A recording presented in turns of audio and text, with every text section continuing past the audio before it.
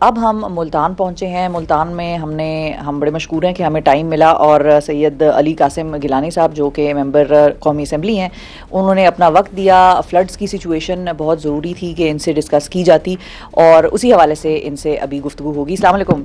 वालेकुम सलाम शिफा। Thank you जी, बहुत शुक्रिया for your time. Thank you for सबसे पहले तो ये बताइए कि आज हम थ्रू आउट विजिट करते रहे, मुल्तान से होकर शुजाबाद गुजरे और फिर आगे हम जलालपुर तक पहुँचे। वहाँ पर हमने बहुत कुछ देखा। उन्हीं चीज़ों से आपके मैं सवाल पूछूंगी।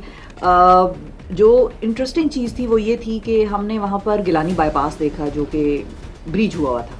अच्छा, उसके ऊपर वहाँ के लोगों की बड़ी मुख्तलिफ टेक थी। वो कह रहे थे कि इसके ब्रिज होने से नुकसान ज़्यादा हुआ है हमारा।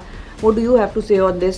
मतलब आपको भी लगता है कि इसके ब्रीच होने से नुकसान ज़्यादा हुआ है? कोई और स्ट्रेटजी होनी चाहिए थी इसको हैंडल करने की?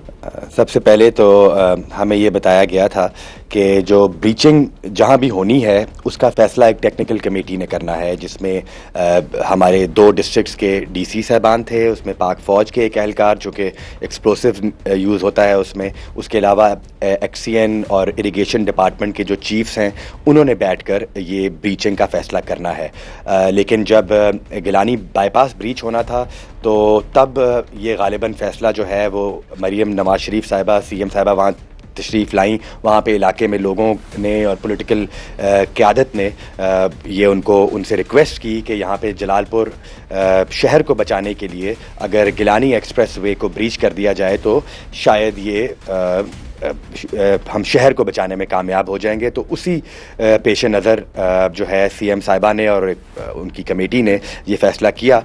लेकिन अब जो लोग वहाँ पे सवाल कर रहे हैं वो ये है कि बजाय इसके कि उसका कोई फ़ायदा होता, अब दरिया जो है वो मोटरवे की तरफ गया, उसने मोटरवे को 13 जगह से ब्रीच किया और फिर अब पानी वापस की तरफ जो है वहाँ नौराजा भुट्टा जो मौज़ा है वो अब दरिया उसके ऊपर बहने लग गया है। तो और हमें ये भी आज बताया गया कि गैस पाइपलाइन को भी खतरा है वहाँ पे गैस पाइपलाइन को भी ख़तरा है। ये भी टेक्निकल कमेटी ने जब गिलानी बाईपास को ब्रीच करना था तो उससे पहले टेक्निकल कमेटी को ये भी एडवाइस की गई थी कि ये इसलिए मुमकिन नहीं है क्योंकि गैस पाइपलाइन वहाँ पे बहुत करीब है। तो ये बहरहाल it was not a political decision, it should have been a technical decision, लेकिन वहाँ पर ये करना पड़ा जलालपुर को बचाने के लिए। तो आई एम नॉट सेइंग कि कोई बैड इंटेंशंस होंगी, लेकिन अब वहाँ पे लोग जो हैं अब सवाल कर रहे हैं और आई थिंक कि वो हक बजानिब है। अच्छा, एक अब क्योंकि पॉलिटिकल वर्ड आपने अपने जवाब में यूज़ किया, पॉलिटिकल फ्लड्स को पॉलिटिकल बनाने का इल्ज़ाम लग रहा है आप पे। कहा यह जा रहा है नून लीग की तरफ से कि आप लोग सैलाब पे सियासत कर रहे हैं। नहीं, हमने तो नहीं कहा कि सीएम साहिबा या पंजाब गवर्नमेंट फ्लड को पीआर के तौर पे इस्तेमाल कर रही है। हम तो एक टीम वर्क के साथ उनके साथ चले हैं इस पूरे फ्लड के दौरान। और अगस्त के 21 अगस्त से हमें फ़्लड की वार्निंग मिली। 3 सितंबर को मुल्तान में पहला रेला दाखिल हुआ।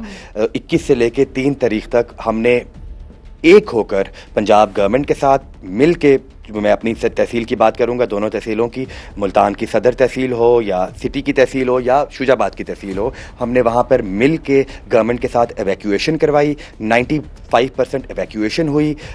18 के करीब हमने गवर्नमेंट के कैंप्स वहाँ पे सेटअप करवाए, लोगों को उन कैंप्स में लेके आए वहाँ पे जहाँ गवर्नमेंट से हो सका। बहुत अच्छे गवर्नमेंट ने भी अरेंजमेंट्स किए हुए थे और बिलावल भुट्टो जरदारी साहब ने भी सीएम साहिबा को अप्रिशिएट किया। उन्होंने कहा कि बहुत मेहनत कर रहे हैं। हमने तो बिल्कुल हमने क्रिटिसाइज इसीलिए नहीं की। मरियम साहिबा का आज आपको पता होगा कि डीजी खान का दौरा था और उन्होंने कहा, she was making toll claims, उन्होंने कहा भाई हमारी फ्लड मैनेजमेंट एक्सीलेंट थी। और अच्छा, अब ये सवाल मैंने आपसे इसलिए पूछा है, इसलिए नहीं कि कोई सियासी बयान मैं आपसे जा रही हूँ, बल्कि इसलिए कि आप चूंकि मुल्तान के रिहायशी हैं, आपने इन इलाकों को देखा है। सो आपकी अपनी असेसमेंट क्या कहती है एज अ शहरी ऑफ दिस एरिया के इनकी मैनेजमेंट कितनी अच्छी थी या कहाँ पर ये लैग कर रहे थे? देखिए, अगर मुल्तान सदर तहसील की आप बात करें और सिटी की तहसील की बात करें तो उसमें जो जितनी भी मैनेजमेंट थी वो तसल्ली बख्श थी। ठीक है। कुछ ज़ाहिर इतने बड़ा क्राइसिस था, इतना बड़ा फ्लड था कि कोई भी गवर्नमेंट हो वो 100% लोगों को सेटिस्फाई नहीं कर सकेगी। हमने कोशिश की कि हम 100% सेटिस्फाई करें, ज़ाहिर है अब नहीं हो सकता, लोगों को बड़े मसाइल थे, टेंटों की शॉर्टेज थी, जानवरों के चारे की तकसीम का मामला था, उसमें बहुत सारी प्रॉब्लम्स थी। सबसे बड़ी प्रॉब्लम अभी भी मैं समझता हूँ कि लोगों को प्रॉपरली शेल्टर, टेंट, ये पर्दे का निज़ाम है इस इलाके में, तो ख़वातीन के पर्दे का मसला था, वो नहीं हो सका। लेकिन फिर भी यहाँ पर सदर तहसील में, चूँकि यहाँ की सियासी क़यादत और यहाँ की इंतज़ामिया ने मिल के इसको डील किया, बहुत अच्छे तरीके से हमने मैनेज कर लिया। प्रॉब्लम आई आगे जलालपुर में, जो कि वहाँ पे सतलुज का दरिया लगता है। In my personal opinion I think irrigation department से भी, गवर्नमेंट से भी थोड़ा सा अंडर एस्टिमेट हुआ वहाँ पे सिचुएशन को, एंड उसके बाद फिर जब पानी ने तबाही मचानी शुरू की तो फिर गवर्नमेंट को भी कैचअप करना पड़ा। उन्होंने भी अपनी कोई कसर नहीं छोड़ी, मैं समझता हूँ।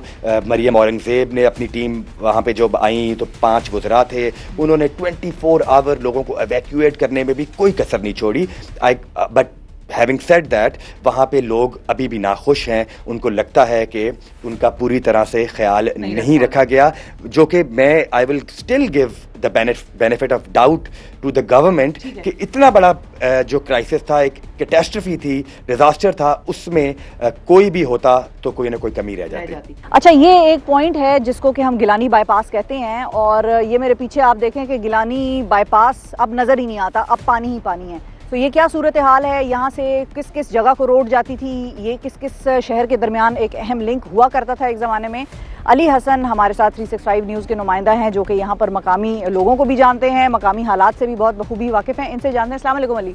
वालेकुम सलाम। थैंक यू अली, बहुत शुक्रिया, आपने वक्त निकाला। ये बताएं, ये सब यहाँ क्या हुआ, कहाँ गया गिलानी बाईपास? पहले चनाब का सैलाब आया तो शहर की तरफ उसका बहाव बहुत ज़्यादा था, तो इंतज़ामिया ने शहर को बचाने के लिए गिलानी बाईपास पर यहाँ पे कट लगाया, ताकि जो शहर की तरफ जो दबाव था सैलाबी पानी का वो मशरक़ी हिस्से में आए।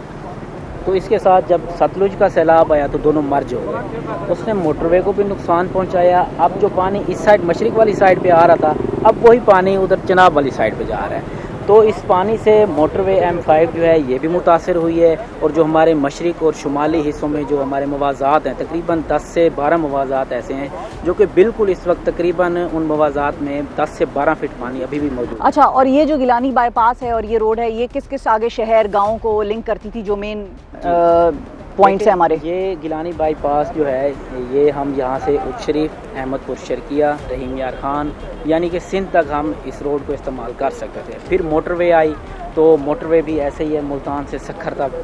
तो अब ये सूरत हाल बन चुकी है कि आज तकरीबन 14-15 दिन हो गए हैं, मोटरवे भी बंद है, और शुमाली और मशरक़ी जो हिस्सा है वहाँ के लोग अभी भी पानी में फंसे हुए हैं। ठीक है जी, बहुत शुक्रिया।